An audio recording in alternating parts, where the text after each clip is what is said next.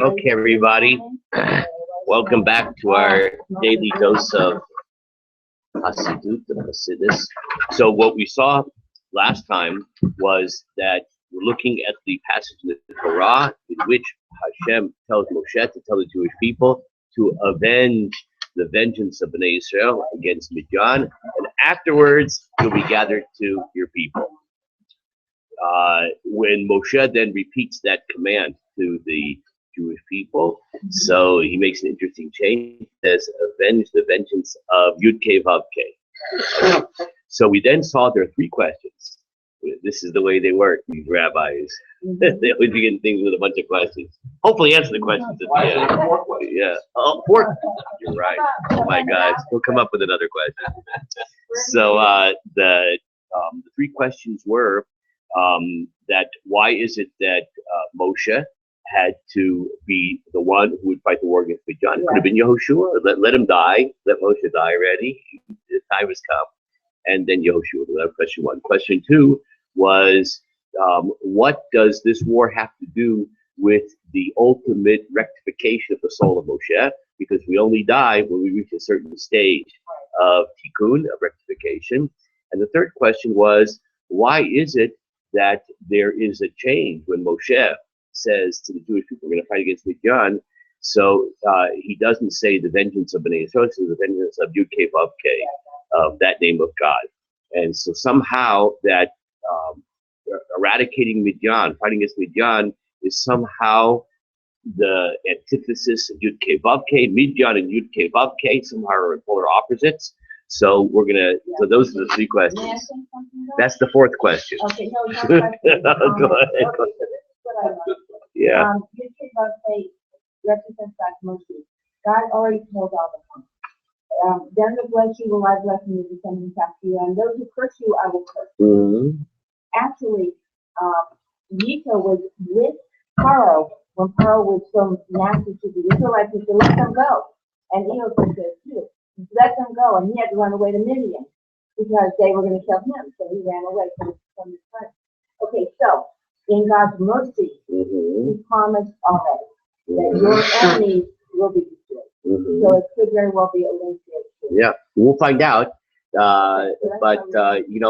Okay, class is over. We'll be meeting after Pesach sometime, since we now got the answer.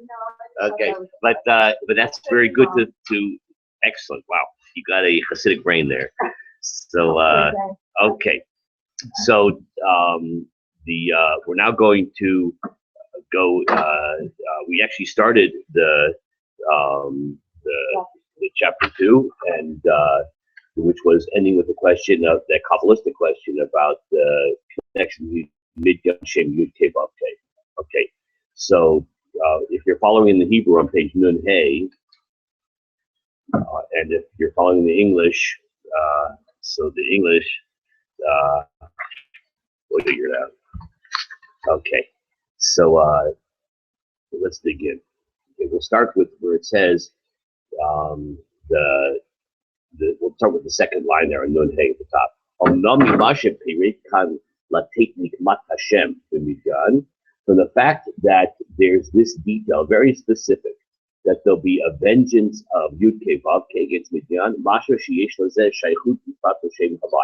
So that seems to indicate that Midian and Shem Yud Kei Vav Kei, as we said before, that was the third question, are somehow linked to each other.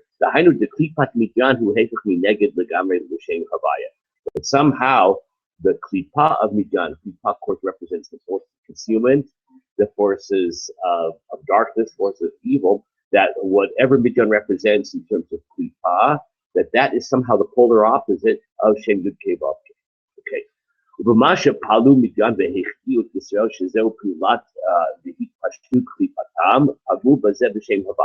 Now, to get a little more deeply into this train of thought, that's the same thing as saying, to reformulate the question in a little bit deeper terms, that what Midian did, their sin, that they caused the Jewish people to sin, right? That was the whole story there, that's somehow, that activity of the specific way that Midian caused the Jewish people to sin is the outward expression of their klipa, of Midian.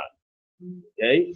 And that somehow that sin, that activity that causes Jewish people to do, is an injury in Shem Yud Kei Vav Kei. This is all really just we haven't started to answer the question yet. But it's interesting. The more you define the question, that leads you to the answer. You're getting to be a very specific formulation of the question.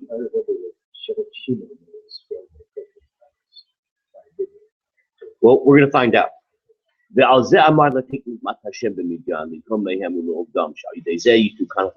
why it says to give vengeance against or on behalf of Yud Kei Vav Kei against Midian, to avenge them and to destroy them.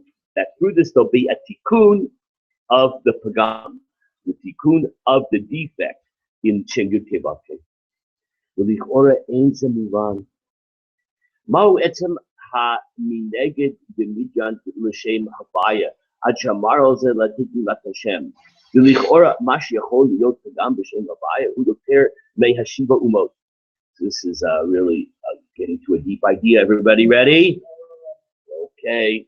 So he says, there are these in the Torah, the kind of class of enemies of the Jewish people. You know what's amazing about all of this? If you read the story, There are the 7 Canaanite nations, that Yehoshua led the battle against them. Then there's Midian, there's Moshe. So it's all a story. I don't mean that's in a story in the sense of a Meister. It's a narrative, right? What Chassidus does, based on Kabbalah, is to go into essence what it all means. Midian is not just some nation. And the 7 Canaanite nations are not just a bunch of nations. So based upon that, listen to this, that in fact the defect that was made in the name Yud Kei Vav Kei, because of the sin of Midian against the Jewish people, and against God, somehow it's more severe than the evil represented by the 7 Canaanite nations. No. Ready? We're going to go deeper now. The 7 Canaanite nations, they represent Shehein Hasheva Midot Ra'ot. They represent the 7 evil attributes.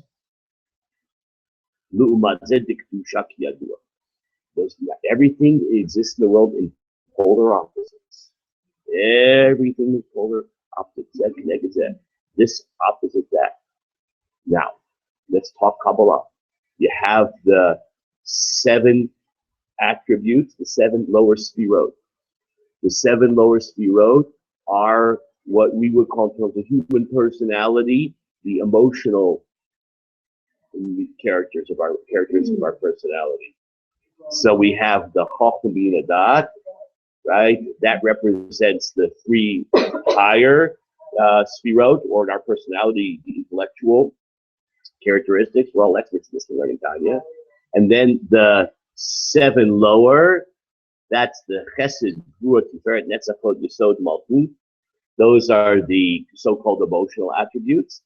The reason there are 7 Canaanite nations is because each of those 7 Canaanite nations represents the evil polar opposite of the 7 lower emotional attributes. Okay? So somehow the fact that Moshe specifically had to fight against Midian and Yehoshua, remember, Moshe is the sun, Yehoshua is the moon, right? The sun is the source of the light, the moon reflects the light. So therefore, obviously, Moshe is on a higher level. It's the sun, the moon is on a lower level. It's good to be a moon too. That's a pretty high, that's a high level, right? So the fact you needed Moshe, who's on a higher level, seems to indicate that whatever Midian represents is kabbalistically on a higher level, or I'm sorry, I should say the opposite. Whatever, did I say Midian or Moshe? I meant to say Midian. Right? Whatever Midian represents kabbalistically, the evil, the klipa of Midian is somehow on a deeper level of evil than the 7 Canaanite nations, right? They're the lower sphirot. right?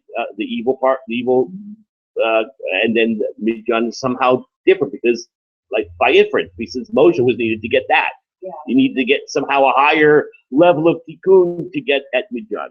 Okay, fine, let's go on. Midjan eno bichlal hasheva umot klal. Midjan is not one of the 7 Canaanite nations. I mean, historically, and Kabbalistically. ועוד צריך לומר מה שכתוב היחלצו מאיתכם. היה צריך לומר יחלצו. Remember you wanted a 4th question? Here's the 4th question. Now this is going to be a very precise grammatical insight into, of course everything's based upon, because every word in the Torah is very precisely formulated. Every nuance is there for a reason to communicate an idea, in this case a couple. So what's this 4th question? So it says in the Torah, "Hey chaltzu meitchem," go out and arm yourself meitchem, from you. Okay, so hang on. Okay, so arm yourself, right? That's the command. Go make an army. Hey chaltzu. Now meitchem means from you. Okay. So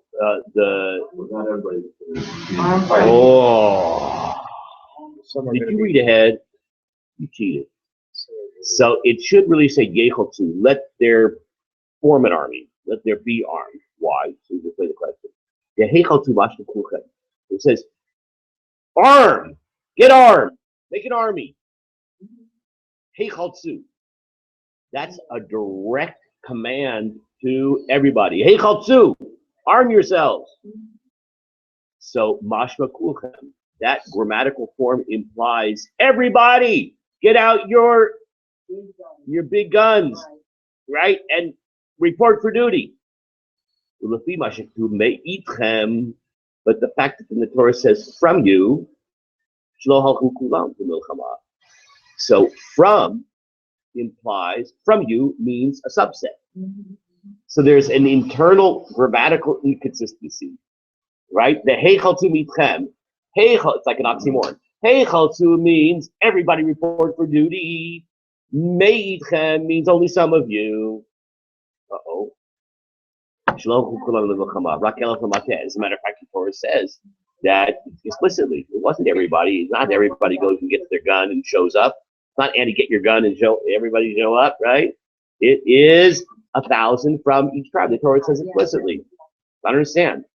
So on the one hand, everybody get your gun, and on the other hand, from you, a subset. Okay? So we got a problem here.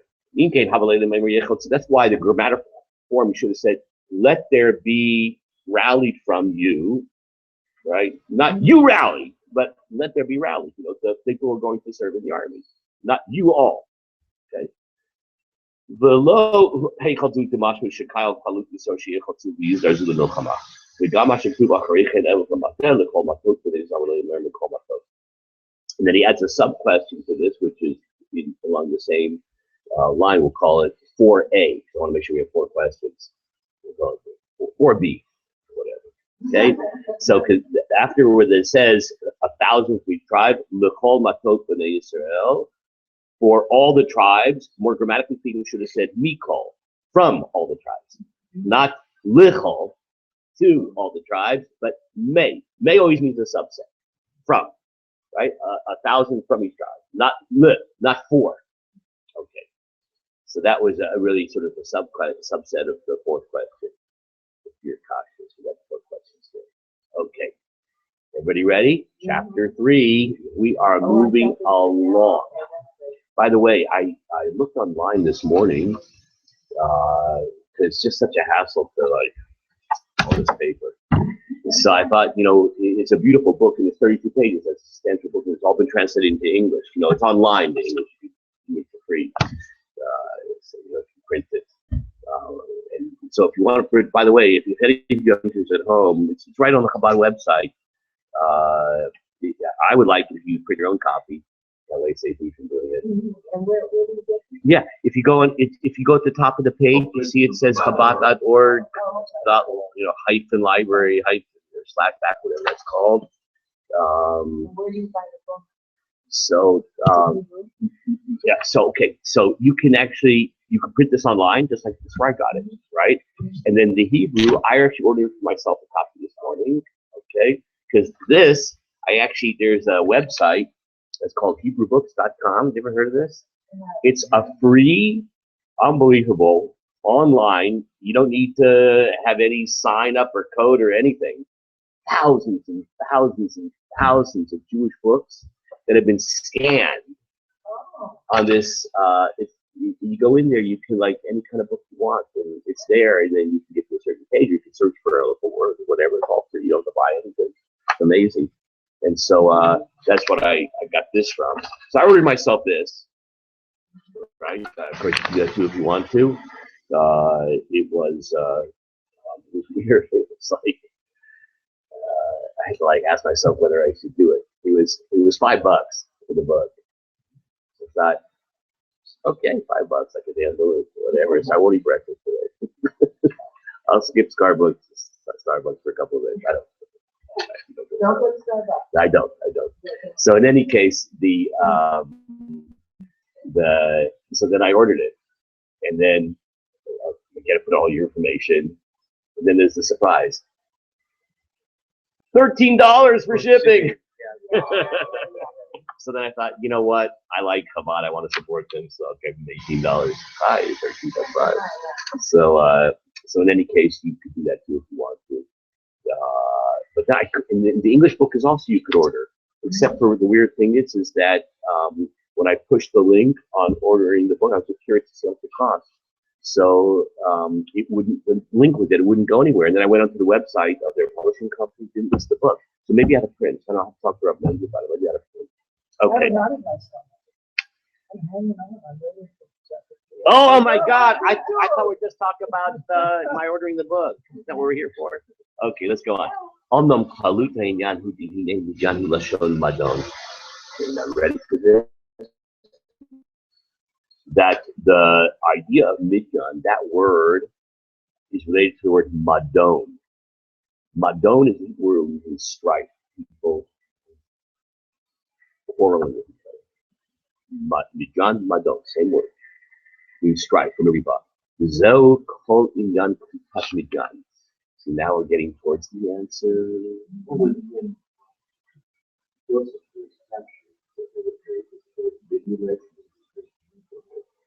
Yeah, middanim. Yeah. Oh man, that's amazing. I got that from your wife. That's amazing. It's so perfect. You could be a Chassidic Rabbi because the fact that Yosef would be sold to middanim, right? Because that act was the expression of the striving, the quarreling between the that is a deep, deep idea. So that's beautiful. So that's what the word midyan means, is the striving, the not striving in the sense of effort, but striving, arguing with each other. So that's the klip of midyan. Shehu ha-perud, it means separation. Vahi kalkut, right? Divisiveness, usinaklinam, it's baseless hatred. Uperud alevavot, separation of the hearts. Shehu ha'hepech legamer l'sitra d'kedusha. That's the actual polar opposite of the side of holiness. We're experts in this. What did we just spend a whole bunch of weeks talking about? The idea of God's oneness. Everything is oneness. Kedusha is oneness. Right? So the polar opposite of God's essence is divisiveness. Right? Kedusha is unity.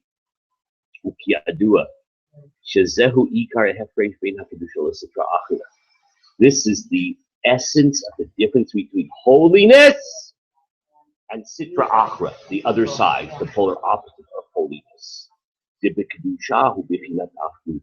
that Kedusha is unity. And that's what the Shem Havaya. Yud Kei Vav Kei, that name represents unity. It represents the inclusiveness and the unity between the all the sfirot. Okay, the higher sfirot of the ones that are intellectual sfirot and the lower seven. Chabad, on the one hand, I don't mean the organization Chabad, but the Chachma Bina Dat, those intellectual sfirot, and the Sheva Midot, the lower seven emotional, that the unity between them, that is represented by the name Yud Kei Vav Kei. The Hagam Shehem Bechinat Eses Sfirot, Mochin and Midot, that even though you could say, no, they're two separate categories. There's the brains, and then there's the Midot, the emotional attributes. No. They are in fact unity and intertwined, intermixed, totally. The Shazil Inyan Hashem Havaya. That's the notion of Havaya, the Sheikh, God's name. That includes them together. That divine force includes everything together, and unites them. So they shall all be a complete unity. Ready to go deeper? Put on your scuba outfit.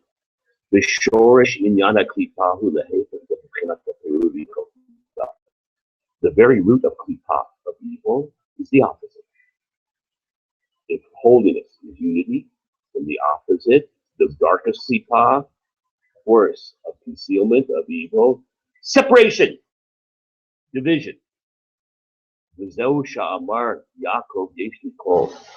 This is symbolized by the fact that Yaakov represents righteousness, holiness. Everything is in polar opposites. What is the force opposite Yaakov? Esav, right? So you see this expressed if you understand the Kabbalistic meaning of the words in the Torah. Yaakov, when he talks about how he's been blessed in life, he says, Yesh li kol, I have everything. I've been so blessed, I have everything. I have everything I need. Lashon hikalalut. The word kol, all, what does that very word imply? Kol means unity, everything together. Now, the Esav Amar Yeshli Ro. Esav says, no, I have Reish Bet, which means a lot. Rob, I have a lot. The Lashon Ribui B'Peru. You know, in the more modern Hebrew word, if you want to say a lot, anybody remember how to say that? Harbe, very good. That's another Reish Bet. Harbe. But the word harbe, a lot, that actually means the same word rav or harbe, a lot, also means ribui. You see the word ribui in Hebrew. Can you hear how the word rav and ribui and harbe, they're all the same word? Ribui means multiplication. Multiplication means many, but not kol. Kol means a lot in the sense of unity. Ribui means a lot of little things, separation. You know, I got coins in front of me.